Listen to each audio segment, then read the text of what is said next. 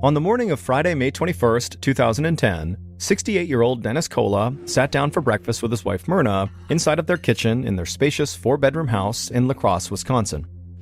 Dennis picked up the newspaper and, like always, began reading the front page out loud to Myrna. This was an activity the couple enjoyed doing together every morning. According to the story on the front page, the stock market was struggling and unemployment was on the rise. But Myrna didn't bat an eye. She knew that she and Dennis would be fine because they had made a ton of money throughout their 42-year marriage by owning multiple successful businesses, from a chain of pharmacies to a Ford car dealership that Dennis owned with his son. But a few years earlier, Dennis had seen the writing on the wall when it came to the country's economy. So he had sold his businesses before things got too bad, and he had walked away with enough money for him and Myrna to be set for the rest of their lives without having to work. But the truth was, Dennis and Myrna actually loved to work, kind of independent of making money, so they weren't quite ready to just full-on retire. And so after selling his companies, Dennis had returned to his old job as a pharmacist, and Myrna worked at a local middle school as a substitute teacher. And so on this Friday morning, because of his work commitments, Dennis didn't have time to read beyond just the first few pages of the newspaper. After putting the paper down, Dennis finished his breakfast, then gave his wife a kiss on the cheek and told her he loved her, and then he walked out the front door. Once outside, Dennis climbed into his truck and began the 40-mile drive to the nearby town where he worked at this local pharmacy. And while Dennis made his commute, Myrna cleaned up the kitchen and then headed out to work herself. And as she drove the short distance to West Salem Middle School, she passed by all these mini mansions that were just like hers, with wide, well-manicured lawns, and then she drove by the neighborhood golf course and banquet hall. Myrna couldn't picture a better place for her and Dennis to grow old together, a small community filled with friends where she always felt comfortable and safe. And she loved how close her neighborhood was to the rest of her family. Dennis and Myrna had 2 grown children who also had children of their own, and Myrna thought there was nothing better than having the family over and spending time with the grandkids she adored. Myrna finally arrived at the middle school, and she went inside and walked down a long hall to the classroom where she had been assigned that day. She opened the door, and the faces of the students lit up. Myrna was the kids' favorite substitute teacher. The school day passed quickly for Myrna, and as always, she made each period pass just as quickly for her students by making sure the lessons were actually fun. Myrna had always believed that learning should be an enjoyable experience and not a slog where every minute feels like an hour. Myrna worked that day at the school until around 3 p.m., and then the final bell rang, and she told her class to have a great weekend, and she said she'd be back as their substitute on Monday. Then Myrna headed outside, hopped in her car, and made her way home, and then once there, she did some chores around the house, and when she was done with her housework, she sat down in the home office and logged onto her computer. About 45 minutes later, around 6 p.m., her husband, Dennis, pulled back up to the house after his day of work. He parked his truck and made his way onto the porch, eager to get inside and have dinner with his wife. Dennis opened the door and walked through the hallway toward the kitchen, his keys dangling from his hand, and then Dennis stepped into the kitchen and called out to his wife. And then suddenly, everything went black.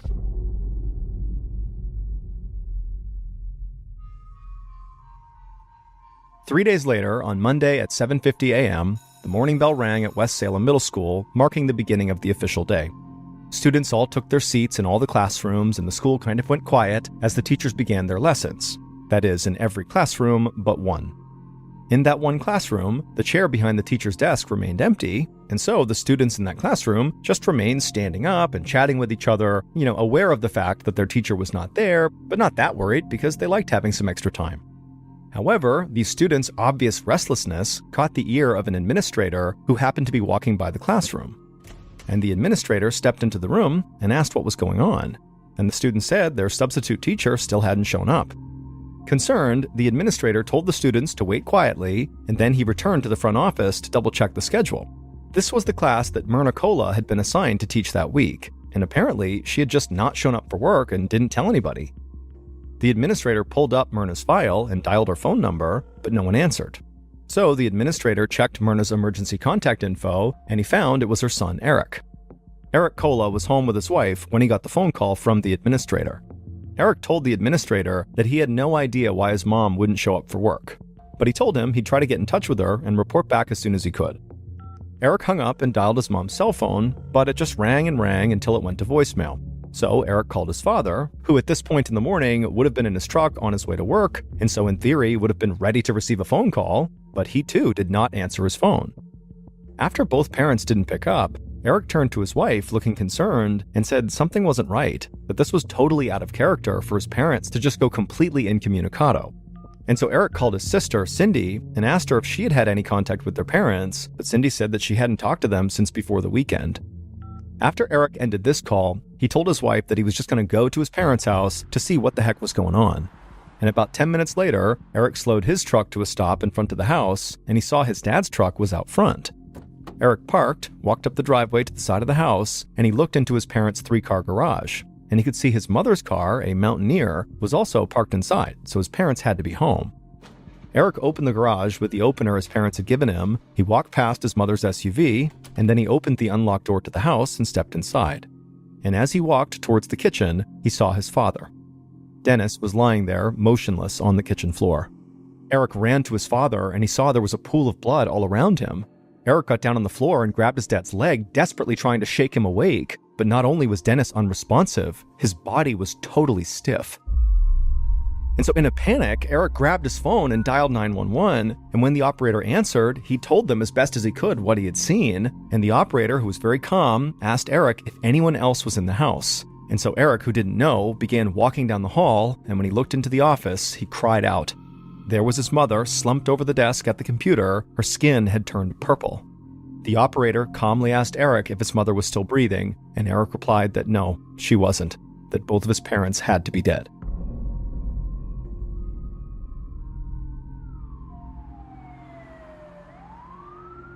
A little while after Eric's 911 call, Agent John Christopherson of the Wisconsin Division of Criminal Investigation and members of his team arrived at the Colas house.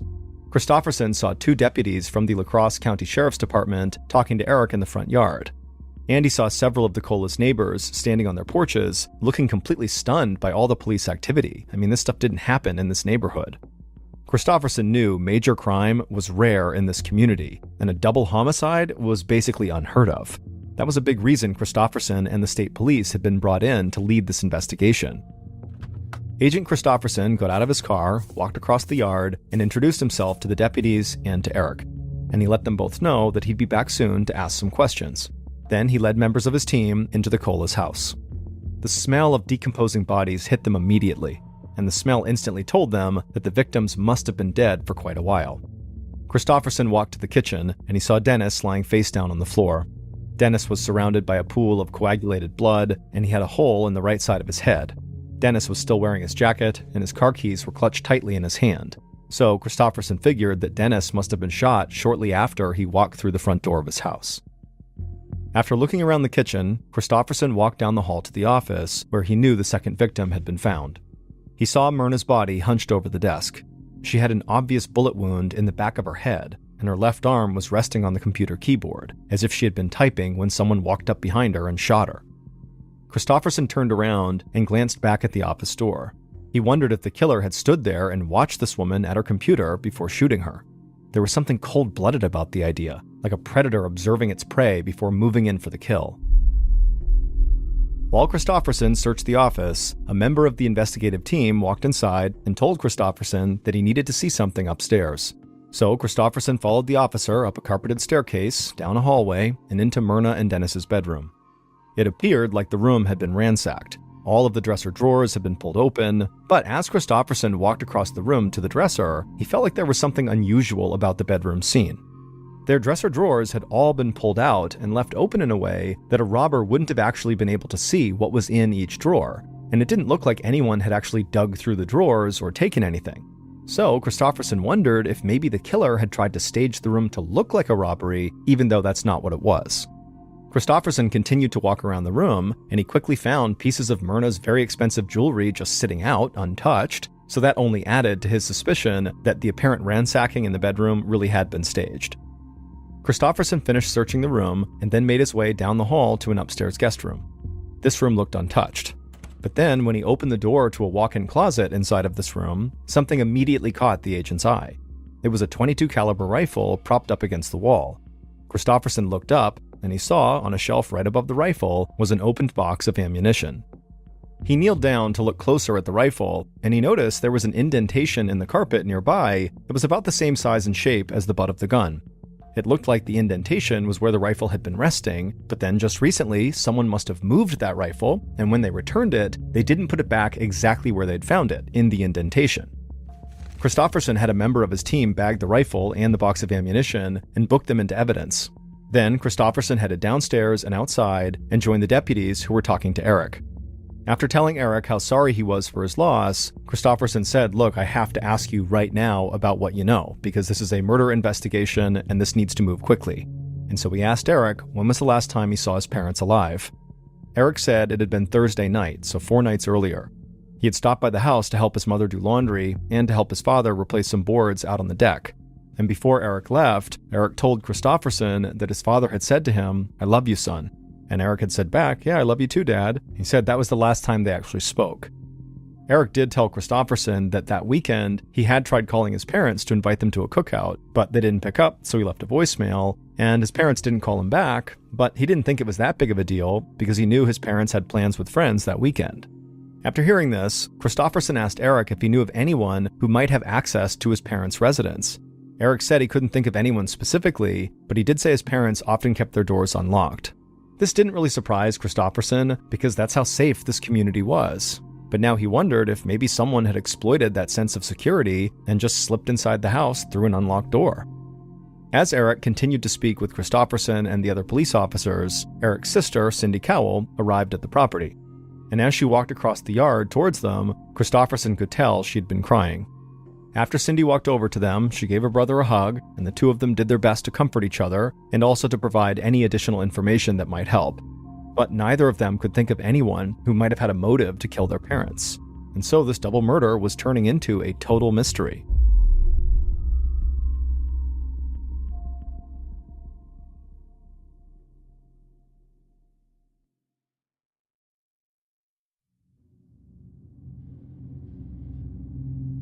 The next day, the medical examiner performed autopsies on Dennis and Myrna, and the results were far from surprising. Each had been shot in the head. But there was an important detail. The bullet that had struck them in the head was a .22 caliber bullet. And this was an important detail for Kristofferson because it was the same caliber bullet used in the rifle he'd found in the upstairs bedroom closet. And that rifle had clearly been recently moved because of that indentation he saw in the carpet. And Kristofferson thought that if that rifle was the murder weapon, then the killer had to have known Dennis and Myrna well enough to know where they kept that gun.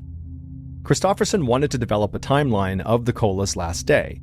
However, the autopsies did not pinpoint the exact times of their deaths, so he still wasn't even sure what day they had died. But one thing he did know was that Myrna had clearly been using her computer when she was killed, so his team sent Myrna's computer to a forensic data lab where the hard drive could be analyzed for timestamps. And this data revealed that Myrna had begun using her computer at exactly 5:14 p.m. on Friday, May 21st, and her very last keystroke was made at 5:41 p.m. that same evening. And so Kristofferson believed that 5:41 p.m. on May 21st was the exact time of Myrna's death. Then Kristofferson, using this information, figured out when Dennis had left work on that day and how long generally it would take Dennis to drive back home. And based on this, Kristofferson concluded that Dennis most likely got home around 6 p.m. So he estimated that Dennis's time of death was about 20 minutes after his wife's death. So at this point, Kristofferson knew that the Colas had very likely been killed in the early evening of May 21st, 3 days before they were actually discovered. And also, based on the timeline, whoever had shot Myrna had very likely waited inside of the house to then kill Dennis when he walked inside. Kristofferson knew that Dennis and Myrna were well off financially, and they had multiple investments and life insurance policies with very big payouts, so money had to be considered as a potential motive. And investigators soon learned that the beneficiaries of Dennis and Myrna's life insurance policies were their kids, Eric and Cindy, and they stood to inherit over $700,000 each. And so obviously when you include the fact that Eric was the one who found the bodies, this made the kids highly suspicious. And so Kristofferson decided he would speak to them both, but he would start with Eric. And so the day after the discovery of the bodies, Eric arrived at the police station and he sat down across from Kristofferson inside of a small interview room. And Eric appeared to be very grief-stricken, but at the same time, Kristofferson could tell Eric was eager to help. He spoke in a cooperative tone and never came across as defensive. And so the first question Kristofferson asked Eric was, how was his relationship with his parents? Eric said he had always gotten along with both of his parents. He said his father was a great business partner because they worked at that car dealership together, and also they played golf together all the time. Eric said he also made a point to see his mother as much as he could and also help her out around the house because she refused to slow down even though she was almost 70. After that, Kristofferson asked Eric to walk him through what he did all day on Friday, May 21st, which is again the day that Kristofferson believed the two victims were killed. Eric said that day he spent the morning and afternoon doing what he normally did, day trading. Day trading is a form of securities trading where the trader buys stocks and other assets and then sells them the same day, taking advantage of price fluctuations that occur between the opening and closing of the trading day. And Eric would say he was actually a pretty successful day trader, often pulling in between $7,000 and $10,000 a month. The only downside being that it required him to sit at home on his computer for hours and hours on end. After he finally got up from his computer, he left his house to meet up with his friend to help grout and tile a shower. He said he was with that friend until about 5:30 p.m., and then he went to pick up his wife at home because they were going out to celebrate their 16th wedding anniversary. Now, to this point in the interview, it was very cut and dry. Eric is doing his best to be composed, but at this point, Eric just suddenly shook his head and began laughing. Kristofferson was very surprised at this and asked, did I miss something funny? Eric stopped laughing and said, it's not really funny, but I had known about this day, our anniversary, for a long time. We had planned it all out. But as I was going back home that day, I actually realized I totally forgot to buy an actual anniversary gift. And so Eric would explain that he stopped at a retail store called Shopko to buy his wife a hanging plant because he knew his wife loved hanging plants, and he also knew the exact type to get her. And so Eric said he went inside the shop and he browsed the store's garden center for a while, but he didn't actually see the plant that his wife liked. So he drove to a different Shopko location, and he did find the right hanging plant there. And he paid for it, and then drove home, and then he and his wife had gone out for their celebration. And then right after he said that, Eric looked like he had just remembered something out of the blue. And he pulled his wallet out, and he took out a receipt for this plant, and he slid it across the table to Kristofferson, saying that he had held on to this receipt in case his wife didn't like the plant, and so she could return it. Kristofferson looked at the receipt, and it did confirm that Eric had bought this plant at 6:15 p.m. at the Shopko. After that, Kristofferson asked Eric to wait in the interview room while he reached out to Eric's friend to confirm that they really had met up on that Friday to grout and tile the bathroom. And so Kristofferson got the friend's number, stepped into the hall, and gave him a call, and the friend confirmed that Eric had left his house around 5:30 that evening. And so at this point, Kristofferson concluded that based on Eric's timeline, he didn't really have enough time to have also driven to his parents' house to kill them, between leaving his friend's house and then getting that plant at Shopko. So Kristofferson did not think Eric was as likely of a suspect as he originally seemed. So Kristofferson walked back into the interview room and asked Eric if he could think of anyone at all, who may have had a reason to harm his parents. Eric hesitated, and then with obvious reluctance in his voice, he said they should look into his sister, Cindy, and her husband, Patrick. When asked to explain why, Eric said that Cindy had been having some very serious financial problems. She was living paycheck to paycheck, earning close to minimum wage, working for a collections agency. Meanwhile, her husband, Patrick, didn't work at all. They had a mortgage and other expenses, and Cindy had been borrowing money from their parents to help make ends meet. In fact, she actually owed her parents tens of thousands of dollars. And then also, Eric said that his sister's husband, Patrick, was just generally kind of a bad guy. And also, Eric knew his parents did not like Patrick at all and often referred to him as a, quote, lazy bum. But Eric said he wasn't sure if his parents even knew just how bad things really were between Cindy and her husband, Patrick. Eric said Patrick had a violent temper and had once pulled a gun on Cindy after she threatened to leave him. Patrick allegedly told Cindy that the only way she'd be leaving him was in a body bag. Kristofferson was shocked at this information. If this was true, this was a huge red flag. The idea that Patrick had literally pulled a gun out and actually threatened to kill someone certainly made him a pretty big suspect. But Kristofferson kind of tempered his reaction to this and just thanked Eric for coming in and speaking to him. And then after Eric was gone, Kristofferson immediately reached out to Cindy to set up a meeting.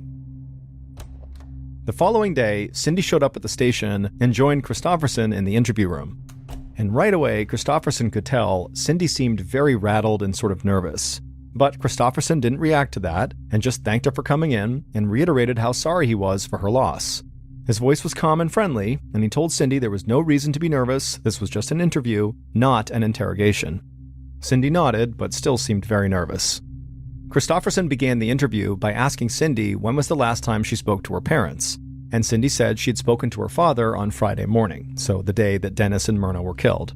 Cindy said during this conversation with her dad, she had talked about her and her husband's mounting financial troubles. She had told her father that she and Patrick had absolutely no money, and to make matters worse, the unemployment check that Patrick was expecting hadn't arrived yet. Cindy said her father had been sort of blunt with her that morning. He criticized her husband for not supporting her and their daughter, and then he told Cindy he would not keep giving her any more money. Cindy looked like she was about to cry. She told Christofferson that her father's rejection was so upsetting for her, and she felt like Eric was the favorite child, the golden boy, while she was just a disappointment to her parents. After that, Christofferson asked her what she had done the rest of that day after she had spoken to her father. Cindy said she'd been at work until about 4:45 p.m. She left the office and stopped at a convenience store to buy some groceries, and then she got home between 5:30 and 6. And once she was home, she spent the rest of the evening with her daughter and husband. Christofferson took down Cindy's work information and said that was all he needed from her for now, and that he would follow up if necessary. After the interview, members of the investigative team went to Cindy's office and obtained her punch cards. And the punch cards would show that yes, Cindy had clocked out at 4:45 p.m. Next, they drove over to the convenience store where Cindy said she had done her grocery shopping, and the manager of that store gave them access to the surveillance footage from that day, and it didn't take investigators long to find Cindy in the video shopping in the store during the time frame she said she was. And so, just like with her brother, the investigators concluded that basically based on the timeline, there wasn't enough time for Cindy to have gone to her parents' house and killed them. But Agent Christofferson couldn't completely rule Cindy out yet. Even if she wasn't the one who pulled the trigger, what's to say her husband, Patrick, the man who apparently had, a temper and had previously drawn a gun on Cindy and threatened her life, who's to say he didn't pull the trigger? And also maybe Cindy was involved somehow with the murder, that she helped coordinate it for Patrick. But before Christofferson jumped to that conclusion and brought Patrick in and really drilled him hard on what he was doing on that day, he first wanted to check to see if Eric's description of Patrick was actually accurate. And what Christofferson learned was Patrick had apparently cheated on Cindy at some point, he abused drugs, and he had difficulty holding down jobs. And because he was currently unemployed, he had a lot of free time and not a lot of money. Christofferson also learned that Myrna did not like Patrick so much that she had warned Cindy that if she stayed married to Patrick, there's a chance that she would just deny her getting her inheritance, that basically Patrick could not touch this money, and that was the reason she wouldn't be getting it. And Patrick was definitely aware of this, and also he was aware that Cindy's parents were apparently about to cut them both off financially. And so it did seem like Patrick had more motive to want Dennis and Myrna dead than anybody else.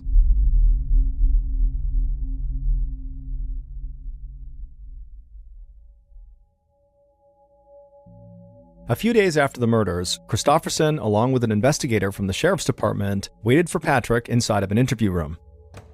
Eventually, another officer led Patrick into the room, and Patrick sat down on the other side of the table. Patrick was very physically imposing. He was tall with broad shoulders, and he had short cropped hair, and he had spent some time in the Marine Corps. But once he was settled in his seat, he made it very clear that he wanted to help the investigators in any way he could. And the investigators actually couldn't help but look at each other really quickly, like they couldn't believe how soft-spoken Patrick seemed. I mean, this guy had this horrible reputation, and right now, he seemed like he was just very cooperative. But Christofferson knew looks can be deceiving, so he got right to the point, and he asked Patrick how he spent his day on Friday, May 21st, the day his in-laws were killed. And Patrick said in a very soft voice that he had spent the day just kind of hanging around the house by himself, watching TV and playing Xbox. After this, the county investigator said to Patrick, that's not exactly an airtight alibi. If he was home by himself, how could anybody corroborate that? Patrick said he understood, but he really was telling the truth. That's what he did on Friday. And then he also said he always had a great relationship with Dennis and Myrna, and he would never do anything to hurt them or to cause his wife any pain. At this point, Christofferson was nearly certain that Patrick was just lying, because basically everyone they had spoken to had said that the in-laws did not get along with Patrick. They called him the lazy bum, and they totally resented him and did not like him. So how could he possibly have a good relationship with them? And so Christofferson didn't waste any time. He leaned in and told Patrick that police had heard his relationship with the victims had been strained, to say the least, and so it seemed very likely that right now, Patrick was lying. Christofferson also pointed out Patrick's weak alibi and the fact that as a former Marine, he would know how to use a gun.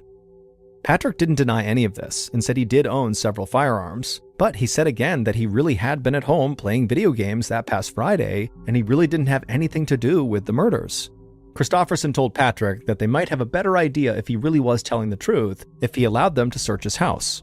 Patrick looked at both investigators, and his voice stayed calm and soft like it had the whole time, and he said yes, he would consent to a search of his home because he had nothing to hide. So not long after this interview, investigators did search Patrick and Cindy's house, and they would find multiple firearms which were confiscated. They also seized Patrick's Xbox and brought it into the crime lab for analysis. Investigators were able to see exactly when the Xbox game console was being used, and it did seem to confirm everything Patrick had said, because the Xbox had been used all day on Friday, suggesting Patrick really had been at home playing video games at the time Myrna and Dennis were murdered. And also, after closer analysis, the guns seized in Patrick and Cindy's house were not the same ones that fired the .22 caliber bullets that killed Dennis and Myrna. And so, just like Eric and Cindy, Patrick suddenly had a solid alibi. The following day, Eric walked outside of his house, he opened up his mailbox, and he found a single item inside. It was a plain white envelope with no postage on it. Eric took the envelope inside of his house, he opened it up, and he looked at the paper that was inside. And when Eric saw what was on it, his face turned pale and he started breathing heavily. His wife walked into the room and saw Eric staring at this note and clenching his jaw and shaking his head, and she asked him, "What's going on? What does the note say?" Eric walked over to his wife and just held the note out for her to read. And in strange, weirdly stilted handwriting were the words, "Fixed you." That's all it said, "Fixed you." Eric's wife immediately picked up her phone and dialed 911. A few minutes later, a sheriff's deputy arrived at the house and took this strange note into evidence. And also the deputy noticed that Eric was incredibly rattled and could barely talk. In fact, the sheriff's deputy said it seemed like Eric could actually have a heart attack. And as Eric tried to catch his breath, he would tell the deputy that he believed his parents' killer wrote this note, and somehow those two words, "fixed you," meant they were coming for him and his family next. The note forced Christofferson to view this case from a totally new angle. If somebody really did have a vendetta against the Colas, and that's why they killed Dennis and Myrna, it did seem entirely possible that they might also target the rest of the Cola family. And so that possibility obviously put way more pressure on Christofferson and his team to solve this case quickly. But the only thing that Christofferson kept coming back to that just seemed like it had to be at the heart of this case was money. Not only did Dennis and Myrna have property, investments, and huge insurance policies before they died, but also Eric had been a successful day trader and had lots of money too. So Christofferson decided he would dig deep as he could into the family's finances, hoping that might point him to a potential killer. And so back at the station, Christofferson and a forensic accountant dug through stacks of Dennis and Myrna's printed bank statements, and also they reviewed the couple's most recent online banking transactions. And as they looked at that recent online activity, something absolutely shocked them. And at first, Christofferson literally couldn't believe what he was looking at, like this had to be a mistake, because it was something so outlandish, it just shouldn't have been there. There was a transaction made on May 22nd, 2010, the day after the murders. The transaction showed a check that was cashed from Dennis's account for $50,000. Now, the name on the signature line of the check was Dennis Cola, but it was the name on the account that this check had been deposited into that really caught the investigators' attention. And suddenly, the whole focus of the investigation shifted. Police immediately served a search warrant on this particular person's house, and inside they found a pair of plain white envelopes very similar to the envelope that Eric had found in his mailbox that contained the words "fixed you" on it. And when those envelopes were compared to the one that Eric had received, they contained the same manufacturing defect, proving that the envelope containing that "fixed you" note had come from this individual's house. Then a forensic document examiner looked at that $50,000 check, and he quickly determined that Dennis's signature on this check was a forgery. What's more, the forged handwriting perfectly matched the handwriting on the "fixed you" note. And so now Agent Christofferson was very confident that the person who wrote that note and then also forged the check was Dennis and Myrna's killer.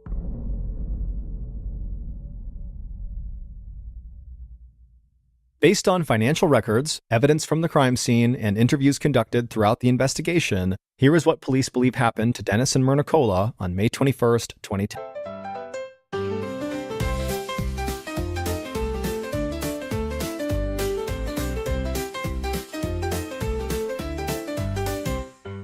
Hey there, you looking bright, golden afternoon light, catches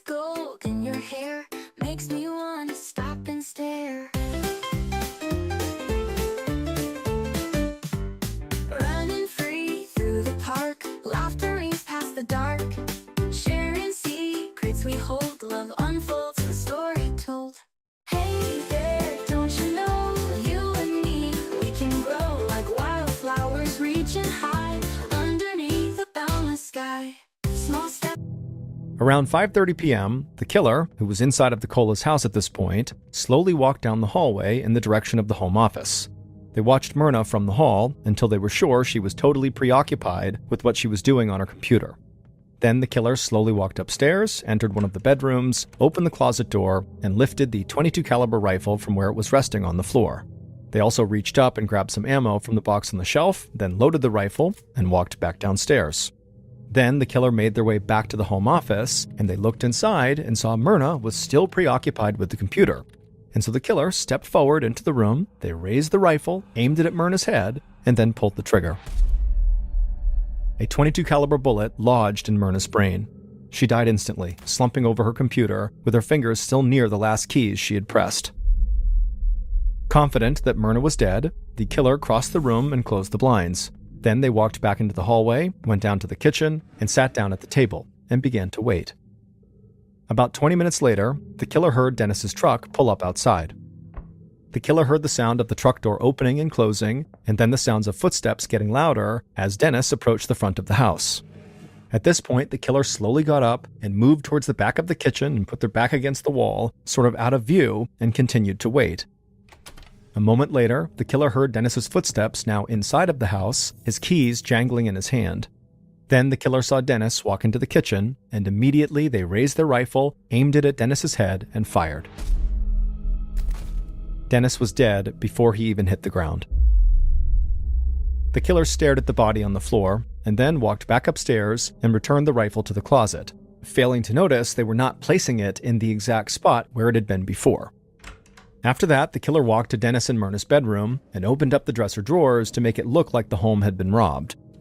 Then the killer opened up the drawer on the nightstand, tore out a check from Dennis's checkbook, and then wrote themselves a $50,000 check and forged Dennis's signature. The killer slipped the check into their pocket, walked back downstairs, left the house, and drove to a Shopko store to buy a hanging plant for an anniversary gift, making sure to keep the receipt to help corroborate the alibi they knew they would need. Dennis and Myrna's own son, Eric Cola, had been their killer. It would turn out Eric had only visited one Shopko store that day to buy a plant, not the two stores like he had told police.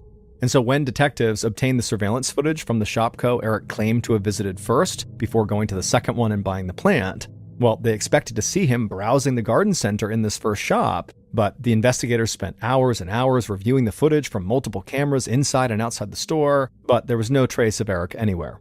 And investigators knew that if he had not gone to that store and only went to the second one, well, he would easily have enough time to kill his parents. And so his alibi began to fall apart.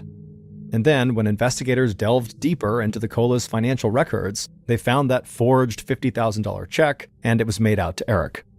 And then also, when investigators began probing Eric's personal finances, they quickly discovered that Eric had been lying to them. Eric was not raking in $7,000 to $10,000 a month from day trading as he claimed. In fact, he was in serious financial trouble. His day trading had been successful in the beginning, but then the economy had tanked, and Eric's financial position plummeted, leaving him desperately broke and $150,000 in debt.